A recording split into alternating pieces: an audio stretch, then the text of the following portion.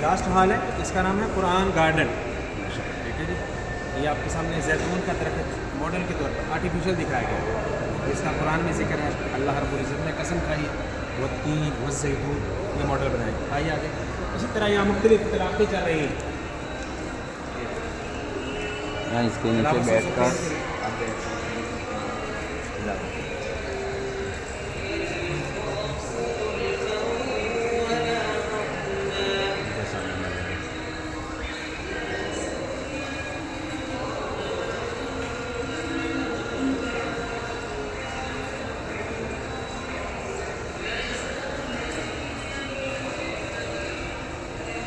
جی آئیے سیکٹری، آئیے آپ بھی آگے. جیسا کہ ابھی ہم نے دیکھا ہے قرآن میوزیم کے اندر قرآن مجید کے نزول سے لے کے آج کے دن تک ہر دور میں قرآن مجید کی خدمت ہوئی ہے. کسی نے قرآن مجید کو لکھ کر کے، کسی نے قرآن مجید کو یاد کر کے، کسی نے اس کا ترجمہ اور تفسیر لکھ کر کے قرآن کی خدمت کی ہے. ہم سب کے لیے بھی ایک سوال بنتا ہے، کیا ہم نے بھی اپنی زندگی میں قرآن کی خدمت کی ہے؟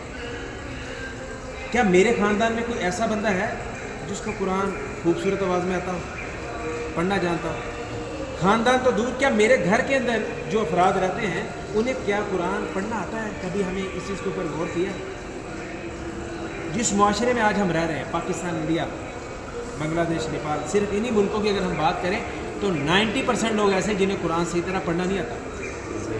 میری بات میں اگر آپ کو اختلاف لگے، آپ اس وزٹ کے بعد اپنے ملک میں جائیے، جا کر کے قرآن لے کر کے نا گلی کے کارنر پہ کھڑے ہو جائیں، جہاں مسلم کمیونٹی ہے نا وہاں پہ قرآن لے کر کے کھڑے ہو جائیں اور چیک کر لیں. آپ کو پھر اس چیز کا اندازہ ہو جائے گا کہ آج ہم کہاں پہ کھڑے ہیں. 90%، 90% لوگ ایسے جنہیں قرآن صحیح طرح پڑھنا نہیں آتا. اس کی وجہ یہ ہے کہ ہم نے قرآن کو اپنی زندگی میں اپنایا ہے اپنی سوچ کے مطابق. ہم قرآن کو پکڑتے ہیں جب ہمارے اوپر کوئی مشکل آتی ہے. قرآن کو ہم اٹھاتے ہیں قسمیں اٹھانے کے لیے.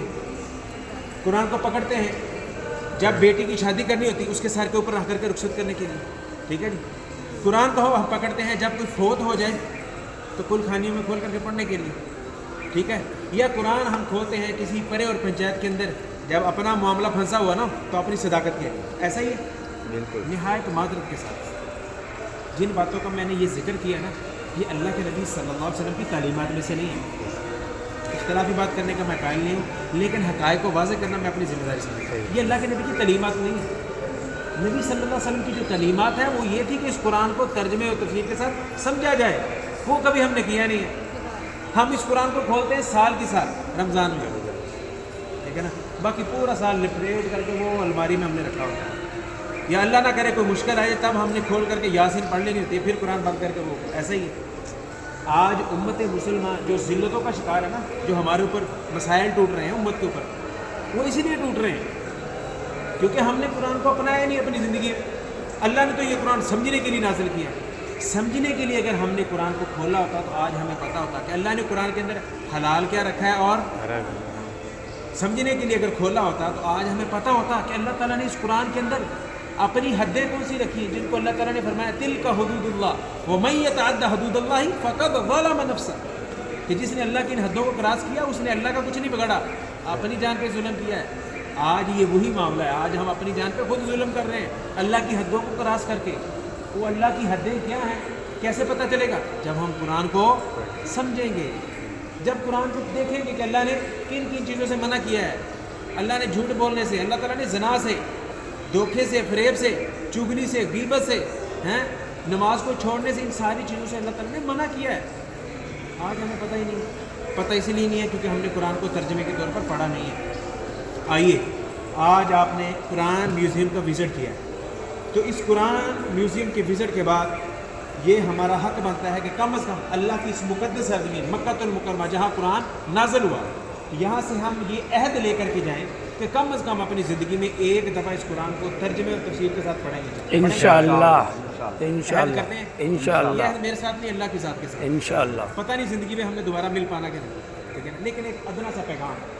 ٹھیک ہے، اگر آپ جا کر کے اس قرآن کو اپنی زندگی میں اپنا لیتے ہیں تو کل قیامت والے دن یہ قرآن پیارے محبوب کے فرمان کے مطابق جس طرح اللہ کے نبی صلی اللہ علیہ وسلم کا فرمان ہے اقرأوا القرآن فإنه یأتی یوم القیامت شفیعا لأصحابہ، لوگوں قرآن کو پڑھا کرو، کل قیامت والے دن یہ آپ کی سفارش کے لیے کھڑا ہو. سچے دل سے بتائیے، جس کی سفارش کے لیے اللہ کا قرآن کھڑا ہو گیا اس کو کسی چیز کی ضرورت ہے؟ اللہ ہم سب کو نصیب کرے. آمین. اور یہ اس وقت ہوگا کہ جب ہم نے اپنی زندگی میں قرآن کو اپنایا ہوگا، قرآن کو صبح اور شام کی گھڑیوں میں پڑھا ہوگا، ٹھیک ہے نا، خود بھی اس کے ساتھ وقت لگایا ہوگا اور اپنی اولاد کو. میں یہ کہتا ہوں کہ جو اچیومنٹ آپ لوگ اپنی زندگی میں نہیں نہ کر سکے یار، وہ اچیومنٹ آپ اپنے بچوں کی شکل میں کروا سکتے ہیں. بے شک. اگر آپ قرآن کی تعلیم خود نہیں پڑھ سکے، اللہ تعالیٰ نے آپ کو اولاد دی ہوگی، آپ ان کو دینی مدرسوں کی طرف داخل کروا کے، دینی مدرسوں میں پڑھا کر کے، قرآن کی تعلیم دلوا کر کے اپنے اس خواب کو شرمندہ تعبیر کر سکتے ہیں. اللہ سے دعا کرتے ہیں اللہ تعالیٰ آپ کا آنا اپنی بارگاہ میں قبول فرمائے، بار بار آنا نصیب فرمائے. اللہ قرآن سے محبت نصیب فرمائے.